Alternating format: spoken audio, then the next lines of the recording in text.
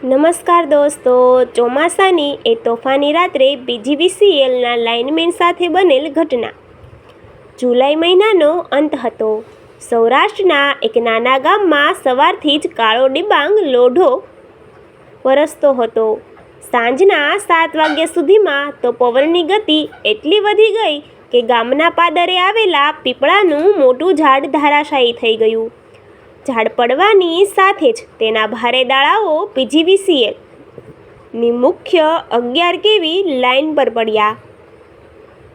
આ પંથકમાં અંધારપટ છવાઈ ગયો. સ્થાનિક પીજીવીસીએલ સબસ્ટેશનના કંટ્રોલ રૂમમાં ફોનની ઘંટડી સતત રણગી રહી હતી. ત્યાં ફરજ પર હતો 28 વર્ષનો યુવાન લાઇનમેન મોહિત છેલ્લા 3 વર્ષથી કંપનીમાં હેલ્પર કમ લાઇનમેન તરીકે કામ કરતો હતો. તે જેટલો મહેનતુ હતો તેટલો જ પોતાના કામ પ્રત્યે વફાદાર હતો. ફોન ઉપાડતા જ સામેથી સરપંચનો ગભરાયેલો અવાજ આવ્યો. અરે સાહેબ, ગામના દવાખાનામાં વીજળી ગુલ છે. એક સગર્ભા સ્ત્રીની પ્રસૂતિનો સમય છે અને ડૉક્ટર કહે છે કે લાઇટ વગર ઓપરેશન શક્ય નથી. ગમે તેમ કરીને લાઇટ ચાલુ કરો. મોહિતે ઘડિયાળ તરફ જોયું. રાતના 8:30 વાગ્યા હતા. વરસાદ ધોધમાર પડી રહ્યો હતો. મોહિત જાણતો હતો કે આવા ચાલુ વરસાદે લાઇન પર કામ કરવું એટલે મોતના મોંમાં હાથ નાખવા બરાબર છે.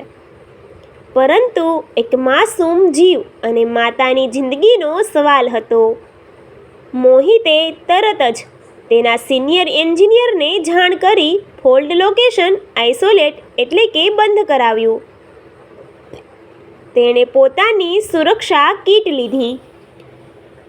રબરના જાડા ગ્લોવ્સ, સેફ્ટી શૂઝ, હેલ્મેટ અને ડિસ્ચાર્જ રોડ.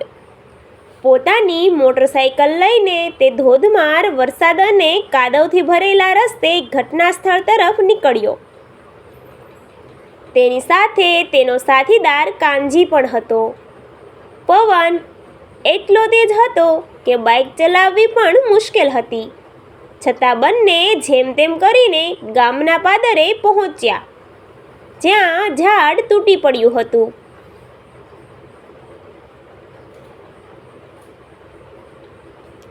પાદરે પહોંચીને મોહિતે જોયું તો પરિસ્થિતિ ખૂબ ગંભીર હતી.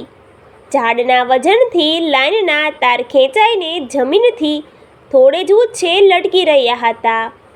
મોહિતે સૌપ્રથમ કંટ્રોલ રૂમમાં ફોન કરીને ખાતરી કરી લીધી કે લાઇન સદંતર બંધ છે. સેફ્ટીના તમામ નિયમોનું પાલન કરીને મોહિત થાંભલા પર ચઢવા લાગ્યો. લોખંડનો થાંભલો વરસાદના કારણે એકદમ લપસણો થઈ ગયો હતો. કાનજી નીચે ટોર્ચ ધરીને ઊભો હતો. મોહિતે ઉપર પહોંચીને સેફ્ટી બેલ્ટ બાંધ્યો અને તારને ઝાડની ડાળીઓમાંથી મુક્ત કરવાનું કામ શરૂ કર્યું. બધું બરાબર ચાલી રહ્યું હતું. ત્યાં જ કુદરતે ક્રૂર રમત રમી. બાજુના ખેતરમાંથી પસાર થતી એક પ્રાઇવેટ સબલાઇન, જે કદાચ કોઈ ગેરકાયદેસર કનેક્શન અથવા તો સોલાર પેનલના રિવર્સ કરંટને કારણે જીવંત હતી, તે ભારે પવનના કારણે હવામાં લહેરાઈને મોહિત, જે લાઇન પર કામ કરતો હતો, તેની સાથે અચાનક અથડાઈ ગઈ. ધડામ! અંધારી રાતમાં એક ભયાનક તણખો થયો. આકાશની વીજળી પૃથ્વી પર ઉતરી આવી હોય તેવો તેજસ્વી પ્રકાશ ફેલાયો. શોર્ટ સર્કિટના કારણે એક જોરદાર બ્લાસ્ટ થયો. મોહિતે રબરના ગ્લોવ્સ પહેર્યા હોવા છતાં હાઈ વોલ્ટેજ કરંટના આંચકાની તીવ્રતા એટલી વધારે હતી કે મોહિતના આખા શરીરમાંથી એક ભયાનક ધ્રુજારી પસાર થઈ ગઈ. તેનો સેફ્ટી બેલ્ટ મજબૂત હતો એટલે તે નીચે ન પડ્યો, પરંતુ તે થાંભલા પર જ લટકી પડ્યો. તેના જમણા હાથમાંથી ધુમાડા નીકળવા લાગ્યા હતા અને તે બેભાન થઈ ગયો. નીચે ઊભેલો કાનજી આ દ્રશ્ય જોઈને સ્તબ્ધ થઈ ગયો. તે એક ક્ષણ માટે ગભરાઈ ગયો, પણ તેને પીજીવીસીએલની ટ્રેનિંગ યાદ આવી.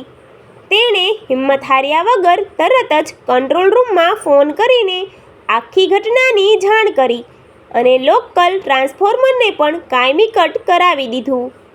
ત્યારબાદ તેણે ગામમાંથી 2-3 માણસોને મદદ માટે બોલાવ્યા. લાકડાની સૂકી સીડી અને દોરડાની મદદથી કાનજી અને ગ્રામજનોએ ભારે જહેમત બાદ મોહિતને થાંભલા પરથી નીચે ઉતાર્યો.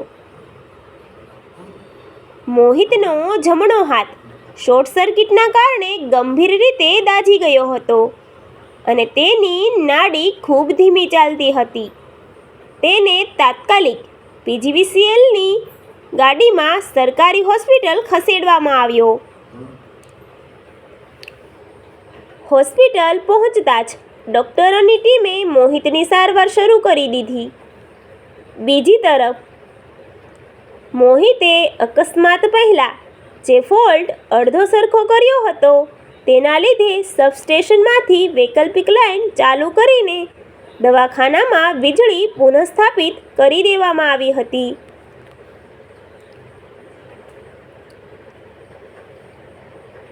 લગભગ 3 કલાકની ભારે મહેનત બાદ ઓપરેશન થિયેટરમાંથી ડૉક્ટર બહાર આવ્યા. તેમના ચહેરા પર ખુશી હતી. તેમણે બહાર બેઠેલા પીજીવીસીએલના અધિકારીઓ અને કાનજીને કહ્યું, અભિનંદન, સ્ત્રીની પ્રસૂતિ સફળ રહી છે અને મા દીકરો બંને સલામત છે. જો વીજળી સમયસર ન આવી હોત તો બંનેના જીવ જોખમમાં મુકાઈ જાત.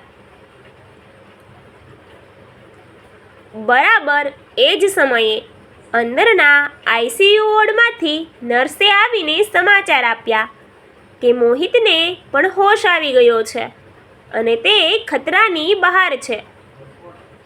જો કે તેનો હાથ દાઝી ગયો હતો, પરંતુ તેની હિંમત અકબંધ હતી.